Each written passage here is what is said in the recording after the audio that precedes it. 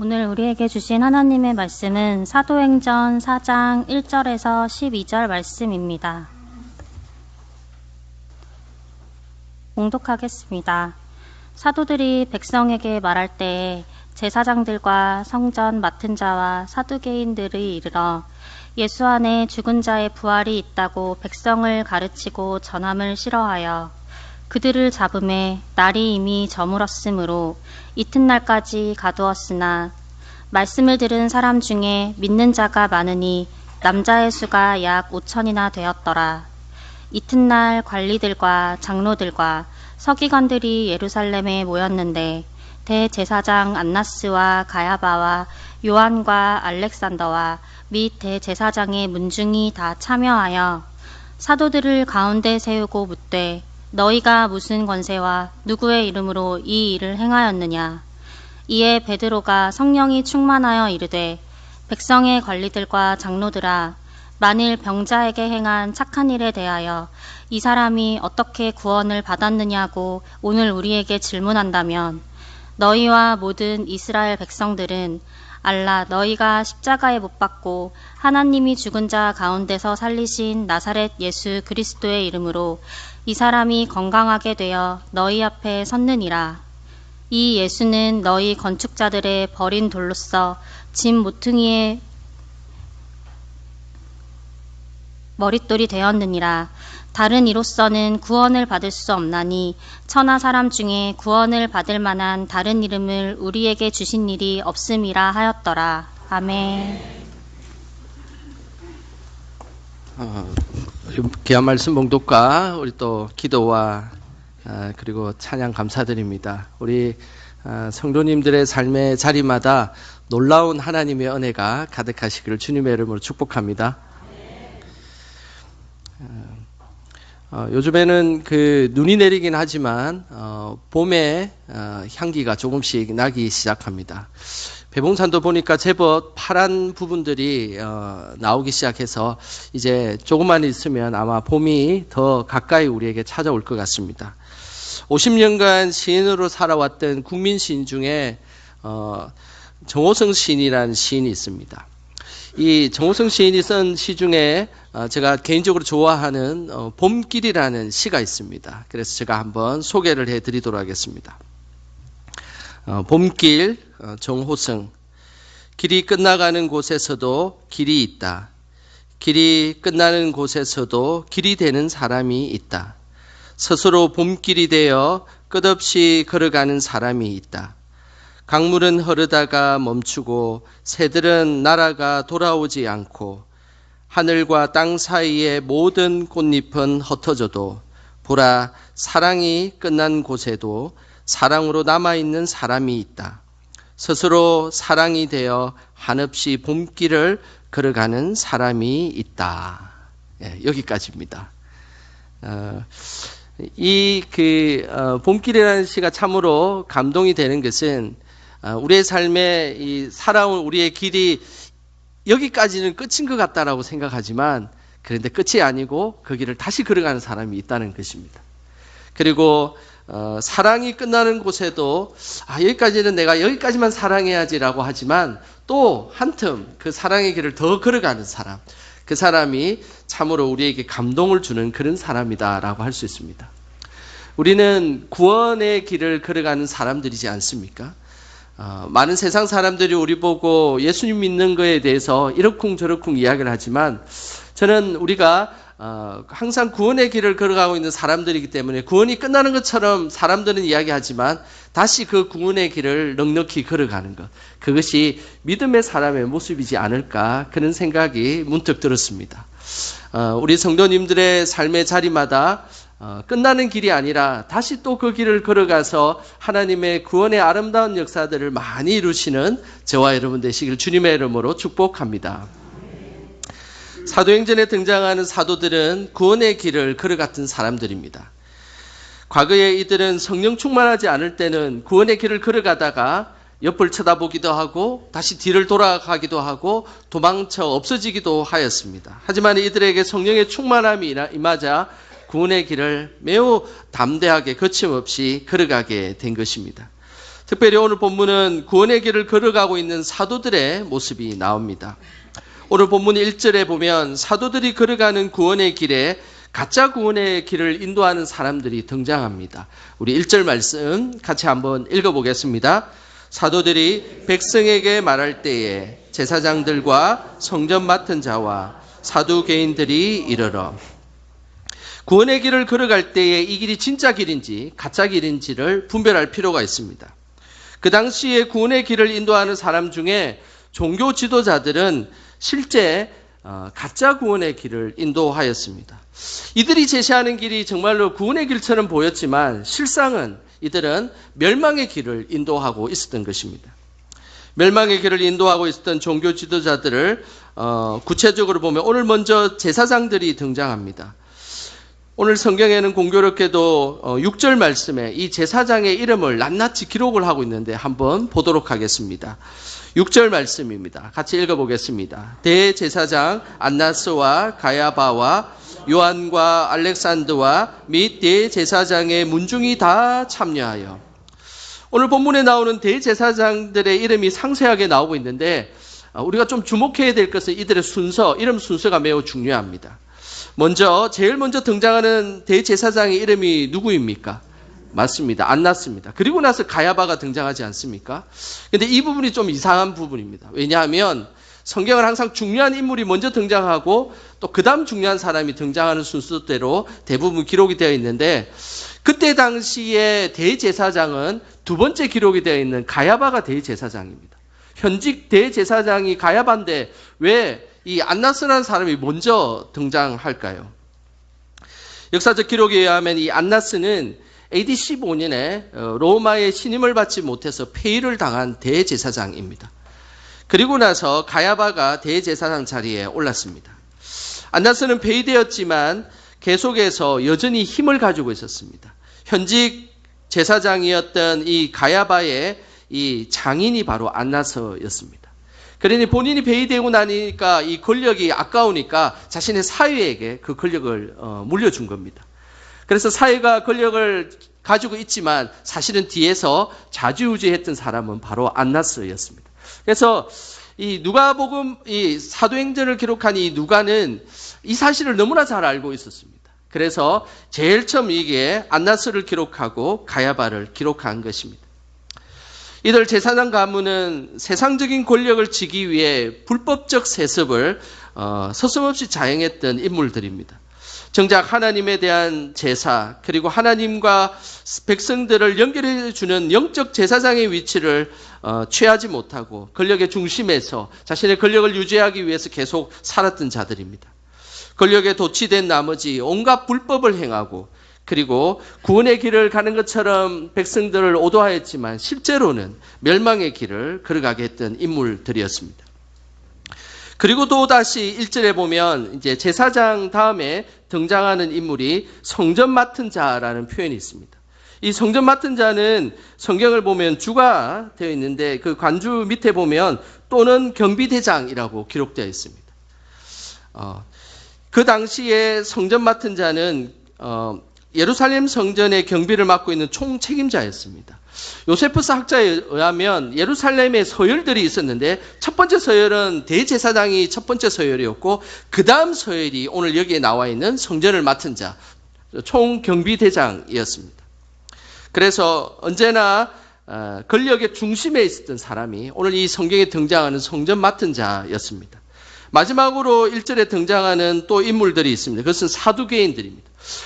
이 사두개인은 실제적인 더 큰 어떤 권력의 중심에 서 있었습니다. 지금 등장하는 안나스, 가야바, 성전 맡은 자 이런 사람들이 다 사두개파 사람들이었습니다. 그러니 사두개인들이 얼마나 그 예루살렘에서 중추적인 역할을 감당하고 많은 권력의 핵심을 누렸겠습니까?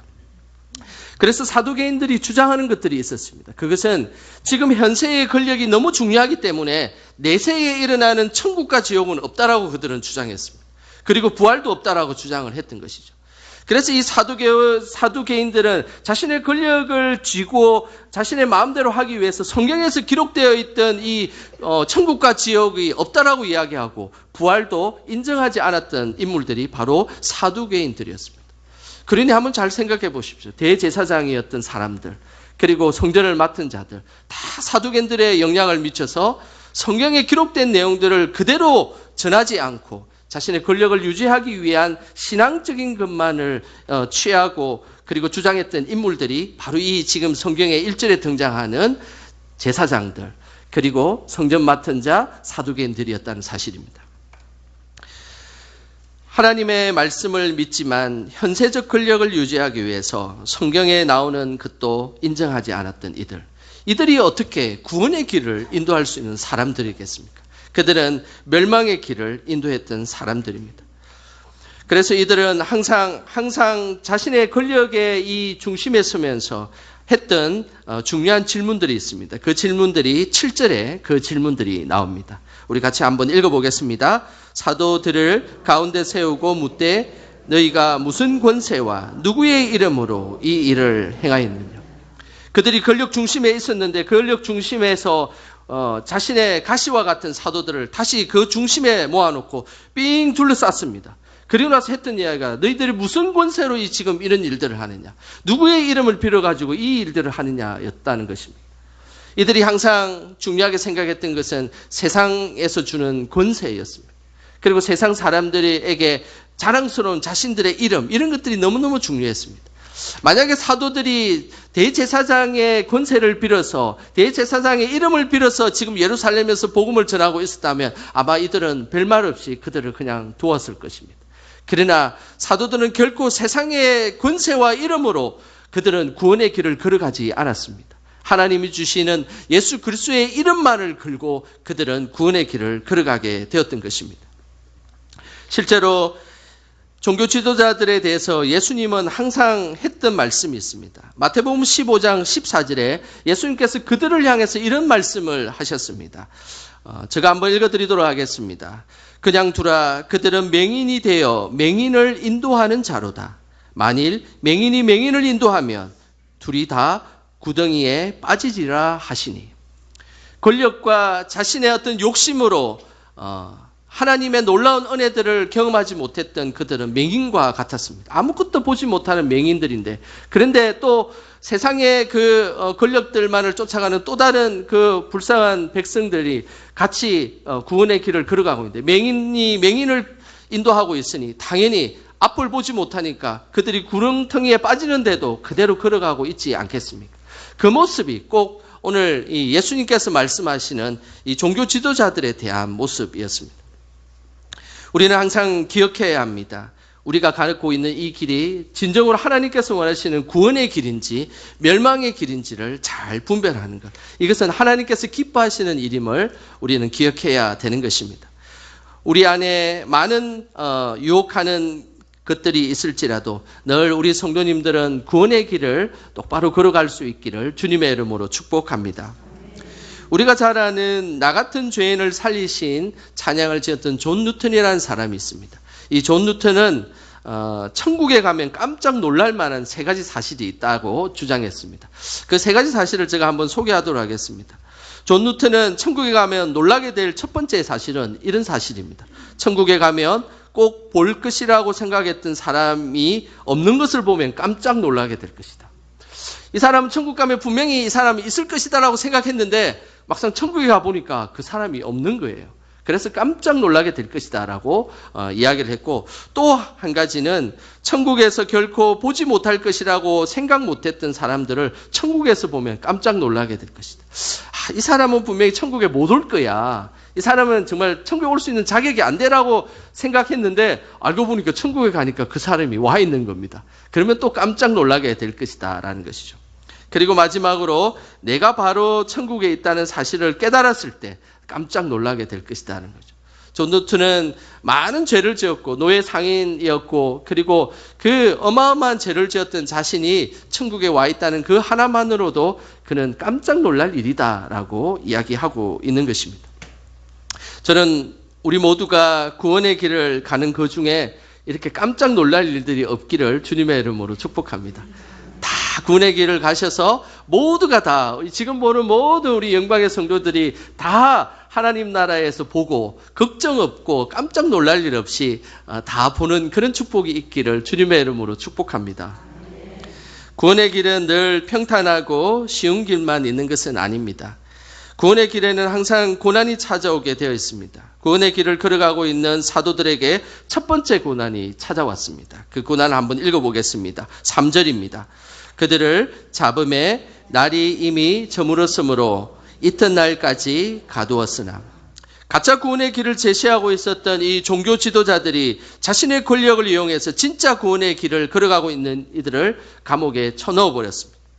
지금 일어나고 있는 일은 대략 한 오후 3시쯤에 이 일들이 있었고, 지금 이제 대제사장들과 이야기하는 시점이 그리고 감옥에 갔던 시점이 오후 한 6시쯤 되었습니다. 그래서 오늘 성경에는 날이 이미 저물었으므로 이튿날까지, 그 다음 날까지 가두었다라고 말씀하고 있습니다. 유대인들의 관습에 의하면 어두울 때는 재판을 하지 않습니다. 그래서 이들은 이튿날까지 가두었습니다. 사도들에게 물 한 모금 주지 않고, 그리고 양식도 주지 않고 하루를 꼬박 넘어서 그 사도들을 이제 가두었던 것입니다. 사도들에게는 첫 번째 고난이 찾아온 것입니다. 이런 고난이 찾아왔을 때 믿음의 사람들은 어떤 태도를 취해야 할까요? 고난이 찾아왔을 때 3가지의 모습을 보이는 사람들이 있습니다. 특별히 출애굽기에서 광야를 걸어가는 이스라엘 백성들의 모습을 보면 고난을 당한 사람들의 태도의 모습 3가지가 잘 나옵니다. 먼저 믿음이 없이 고난이 찾아오면 항상 그 사람은 인간적인 방법을 사용하게 되어 있다는 것입니다.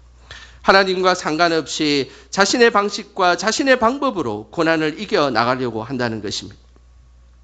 출애굽한 이스라엘 백성들이 모세를 기다리고 있었는데 어느 날 모세가 시내산에 올라와서 내려오지 않자 그들은 기다릴 수가 없었습니다. 그래서 금송아지를 만들었습니다. 그리고 우리를 애굽에서 인도한 대상이 바로 이 금송아지다라고 이야기하며 그 금송아지를 숭배하였습니다. 믿음이 없는 사람들은 이런 어려움, 고난이 찾아오면 항상 세상적 방법을 이용한다는 것이죠. 그래서 세상적 방법으로 고난을 이길 수 있을 것이라 생각합니다. 그러면서 고난 속에 세상의 권력을 의지하고 불의한 세력들에게 힘을 의지하게 되어 있습니다. 이런 모습은 처음에는 그 문제가 해결되는 것처럼 보입니다. 그러나 결코 그 문제는 다시 문제가 생겨서 어려움에 처하게 되어 있다는 것입니다. 그 다음 고난이 찾아왔을 때 믿음은 있지만 믿음이 약한 자의 모습이 있습니다.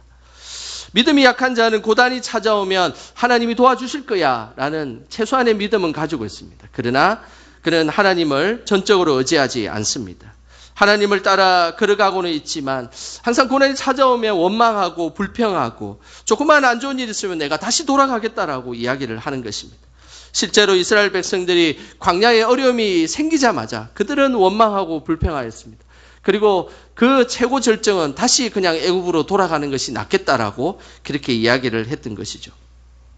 이런 모습으로 살아가는 사람은 세상과 믿음 사이에 항상 갈팡질팡하게 되어 있습니다. 고난이 좀 찾아오면 내가 믿음으로 살아갈까? 또 이런 방법을 취할까? 그러면서 갈팡질팡하게 살아가게 되어 있는 것입니다. 마지막으로 고난이 찾아왔을 때 높은 수준의 믿음이 있는 사람들은 이제 하나님을 전적으로 신뢰하는 모습을 보입니다. 하나님을 전적으로 신뢰하는 사람들은 세상의 방법을 사용하지 않습니다. 그리고 세상의 자리로 나아가지 않습니다. 오히려 문제가 생겼을 때 더 깊은 믿음의 자리로 나아가는 것입니다. 이것이 바로 높은 수준이 있는 믿음을 가진 사람의 모습입니다. 그때 당시 모세는 이제 높은 수준의 믿음을 가지고 있었습니다. 모세가 출애굽을 하던 이스라엘 백성들을 광야에서 인도할 때 이제 출애굽한 이후 바로 그 직전에는 앞으로 가면 홍해가 막혀 있었습니다. 그래서 어떻게 건너가야 될지 막막한 상황이었고, 그렇다고 뒤를 돌아가려고 하니까 애굽의 군사들이 쫓아오고 있는 상황이었습니다. 앞으로도 못 가고 뒤로도 못 가는 상황이었습니다. 이때에 모세는 위대한 믿음의 고백을 하게 됩니다. 그 내용이 출애굽기 14장 14절에 나오는데 우리 화면을 보시면서 함께 읽어보겠습니다. 여호와께서 너희를 위하여 싸우시리니 너희는 가만히 있을지니라. 모세 앞에 홍해가 가로막고 있고 그리고 뒤에 군사들이 쫓아오고 있는 이 상황에 앞을 갈 수도 없고 뒤로 갈 수도 없는 이 고립된 상황에 모세는 오늘 고백하기를 오늘 하나님께서 너희를 위해 싸우실 것이다 라고 고백하는 것입니다. 그리고 믿음을 다해서 너희는 잠잠히 그 하나님의 역사하심을 보며 잠잠히 가만히 있으라라고 고백하고 있는 것입니다. 우리는 믿음의 길을 걸어가고 구원의 길을 걸어가는 와중에 이런 일이 있을 수가 있습니다. 앞으로 가지도 못하고 뒤로 다시 돌이킬 수도 없는 그 힘든 와중에 우리는 기억해야 됩니다. 우리 하나님께서는 우리의 이 문제를 해결해 줄 유일한 분은 바로 하나님이심을 기억하시길 바랍니다. 그리고 그분은 우리를 위해 싸워 주실 것입니다. 우리는 잠잠히 그분만을 바라보며 그분의 역사하심을 기다릴 때 오늘 살아계신 하나님의 은혜를 입게 될 것입니다.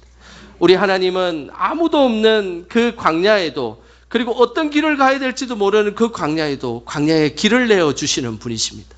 그리고 물 한 방울도 없는 그 사막에도 하나님께서는 물을 열어서 사막에 강을 열어주시고 강을 만들어 주신다는 사실입니다.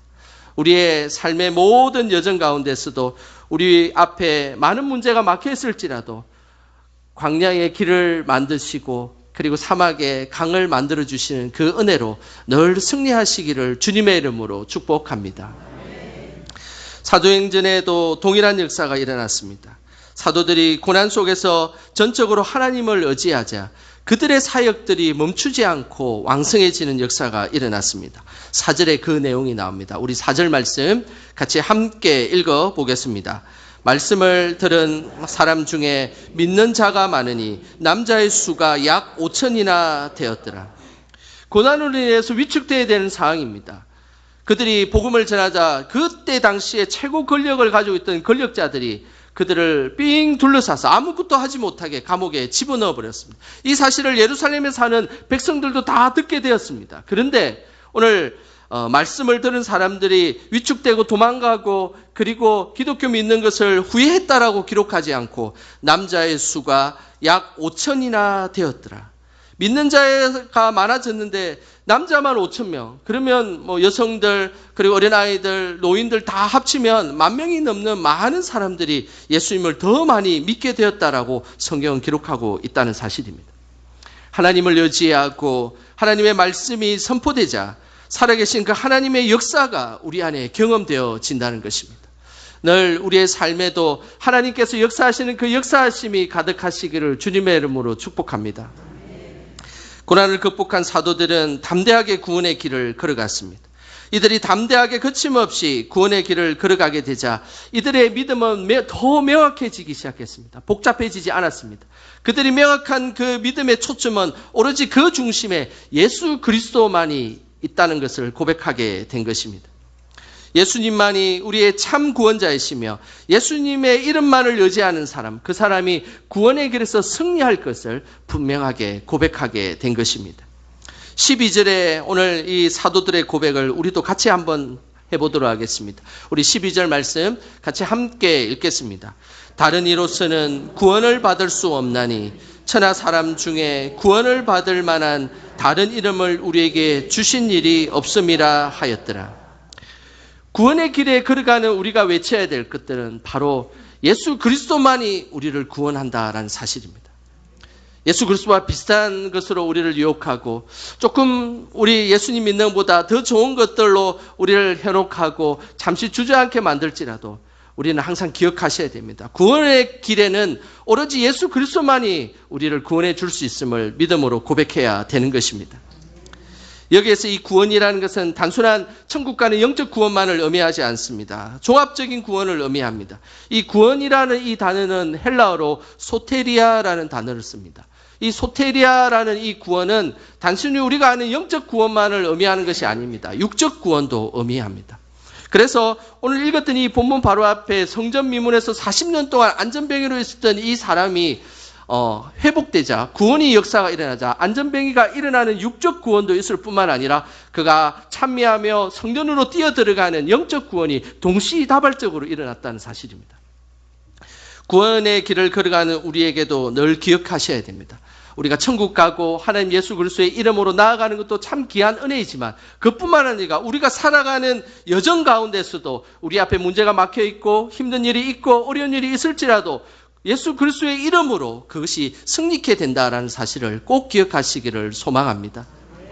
세상 사람들이 뭐라 해도, 그리고 세상 사람들이 그 예수님 믿는 것에 대해서 부정적으로 이야기해도 우리는 늘 예수님 믿는 것을 묵묵하게 생각하며 걸어가는 것, 이것이 이 땅에 하나님께서 원하시는 믿음의 모습입니다.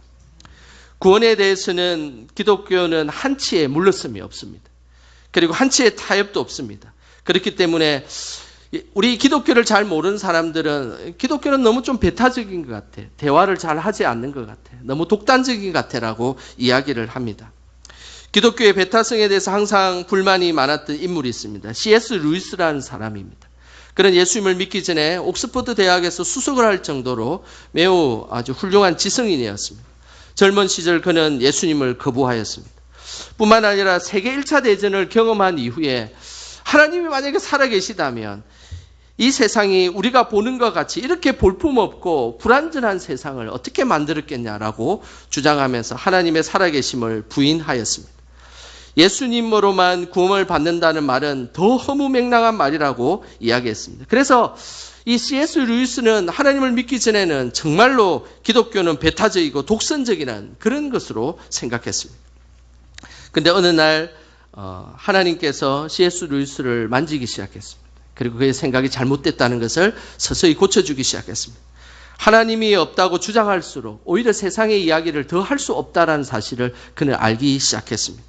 그리고 하나님이 있다고 받아들이게 되면 더 많은 현상들을 설명할 수 있다는 것을 깨닫기 시작했습니다. 그러면서 조금씩 하나님을 받아들이고 그리고 예수님을 믿게 되었습니다.